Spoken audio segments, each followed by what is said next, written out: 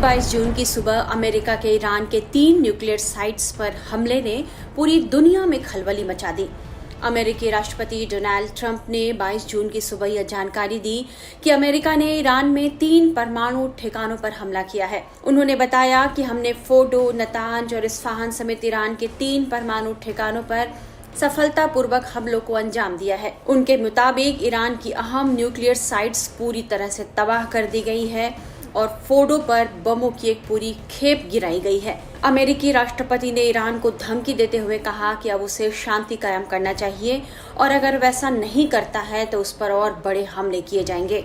Iran पर हुए इस हमले के बाद रूस की तरफ से तुरंत बड़ी प्रतिक्रिया आई। मीडिया रिपोर्ट्स के मुताबिक रूस के पूर्व राष्ट्रपति और रूसी सुरक्षा परिषद के उपाध्यक्ष दिमित्री मेदवेदेव ने दावा किया कि कई देश ईरान को सीधे अपने परमाणु हथियार देने के लिए तैयार हैं। हालांकि मेदवेदेव ने यह नहीं बताया कि इन देशों में कौन शामिल है। मेदवेदेव ने यह भी कहा कि ये हमले ईरान के परमाणु कार्यक्रम को रोकने में नाकाम रहे हैं और अमेरिका ने मध्य पूर्व में तनाव को और बढ़ा दिया है। मीडिया रिपोर्ट्स में यह भी कहा गया कि मेदवेदेव ने अमेरिका को चुनौती देते हुए कहा है कि अब हम खुले तौर पर कह सकते हैं कि न्यूक्लियर हथियारों का भविष्य में प्रोडक्शन जारी रहेगा।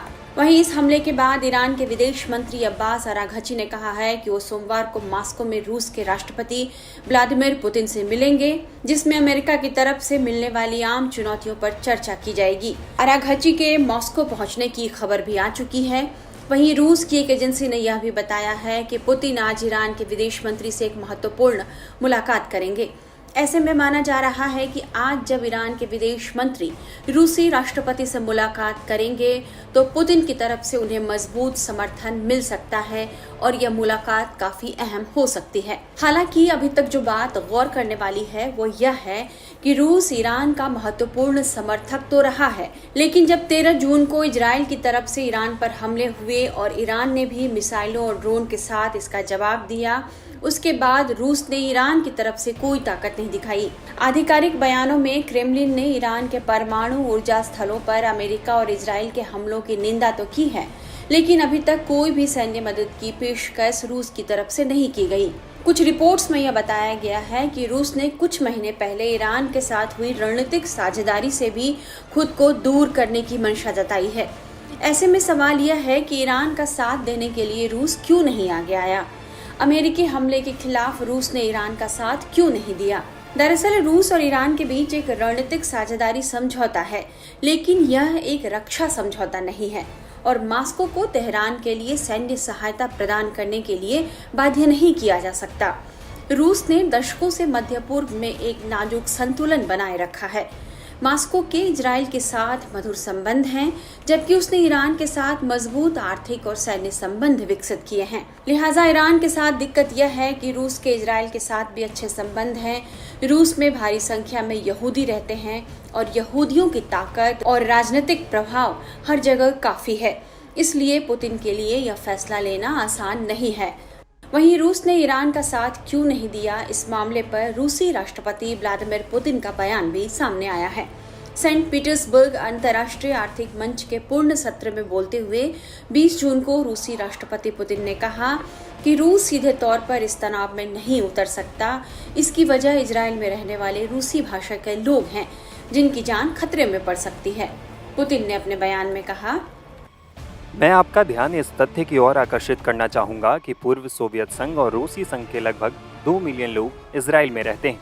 आज ये लगभग एक रूसी भाषी देश है और निसंदेह हम रूस के समकालीन इतिहास में इसे हमेशा ध्यान में रखते हैं और इसमें कोई शक नहीं कि हमें कोई भी फैसला लेने से पहले इस तथ्य को याद रखना होगा। वहीं ईरान के साथ रूस के संबंधों पर बात करते हुए राष्ट्रपति पुतिन ने यह भी कहा है कि रूस के न सिर्फ अरब देशों बल्कि सभी इस्लामिक देशों के साथ भी अच्छे संबंध हैं। रूस की 15% जनसंख्या मुस्लिम है।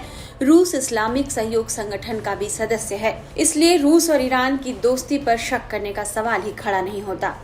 व्लादिमीर पुतिन ने इस दौरान इन आरोपों को भी खारिज कर दिया कि रूस अपने सहयोगियों की मुश्किल वक्त में मदद नहीं करता। उन्होंने रूस के अपने सहयोगियों के प्रति वफादारी का सवाल उठाने वाले को उकसावे की बात करने वाला कहा है। वहीं अमेरिकी हमलों को गैर जिम्मेदार बताते हुए रूस ने इसकी कड़ी निंदा की है। रूस ने अमेरिकी हमलों को अंतर्राष्ट्रीय कानून, संयुक्त राष्ट्र चार्टर और यूएनएससी प्रस्तावों का घोर उल्लंघन बताया है।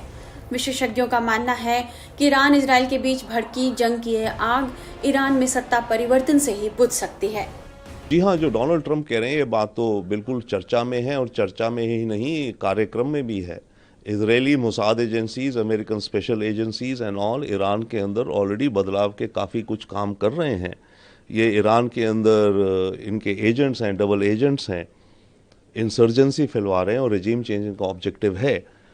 अब उसे खुलेआम कहें या ना कहें, बट रेजीम चेंज यानी कि ये जो इस्लामिक लीडरशिप है इसको बदलना होगा, क्योंकि अभी न्यूक्लियर वेपन आपने निकाल दिया, 10 साल बाद, 20 साल बाद, 50 साल बाद कुछ और ये खतरा कर दें इसराइल को। नेतन्याहू को और ट्रंप को इस खतरे को हमेशा के लिए ख़त्म करना है। ऐसी रिपोर्ट्स हैं कि ईरान की पार्लियामेंट ने स्टेट ऑफ हॉर्मुज को ब्लॉक करने के संदर्भ में अपना अप्रूवल दे दिया है, लेकिन स्टेट ऑफ हॉर्मुज को ब्लॉक करने का जो अंतिम निर्णय है वो ईरान के सुप्रीम लीडर खामनाई के द्वारा लिया जाएगा, जो कि अब तक की जो रिपोर्ट्स हैं कि ये डिसीजन अभी लिया जाना है कि ईरान इसे ब्लॉक करेगा या नहीं करेगा। लेकिन जिस तरीके से यूनाइटेड स्टेट्स ऑफ अमेरिका ने ईरान के 3 महत्वपूर्ण नाभिकीय प्रतिष्ठानों पर, न्यूक्लियर साइट्स पर बड़े हमले किए और उसको भारी क्षति पहुंचाई है, विनाशकारी क्षति पहुंचाई है, उसके बाद से इस बात की प्रबल संभावना है कि ईरान इसका रिटेलिएशन अवश्य करेगा, और वो जो रिटेलिएशन है उस प्रक्रिया में वो स्टेट ऑफ हॉर्मुज को ब्लॉक करने का जो फाइनल डिसीजन भी ले सकता है। यदि state of Hormuz Iran block करता है तो ऐसे में जो विश्व की जो ऑयल और गैस की सप्लाई लाइन्स हैं वो गंभीर रूप से प्रभावित होंगी, और स्टेट ऑफ हॉर्मुज से विश्व भर की लगभग 1/4 जो ऑयल का जो ट्रेड है वो वहां से होता है, और इससे निसंदेह जो एनर्जी सप्लाई चेन्स पर एक बड़ा डिसरप्शन आएगा और इससे अनेक राष्ट्र प्रभावित होंगे।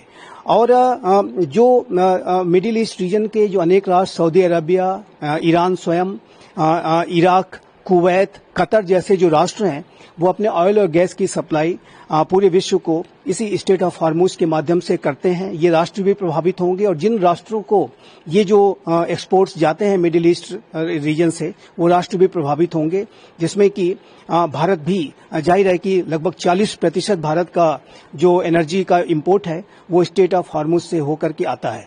और ये जो अगर state of Hormuz Iran finally block करने का निर्णय लेता है तो इससे भारत की एनर्जी सप्लाईज पर भी जाहिर है कि नकारात्मक असर पड़ेगा, और विश्व भर में जो ऑयल के जो दाम है, गैस के जो प्राइसेस हैं उसमें उछाल आएगा, उसमें तेजी आएगी, और इसका जो असर है वो मुद्रास्फीति के ऊपर पड़ेगा। हालांकि जहां तक भारत के इस पूरी सिचुएशन को डील करने का प्रश्न है तो भारत की सरकार अपनी तैयारियां पूरी कर रही है।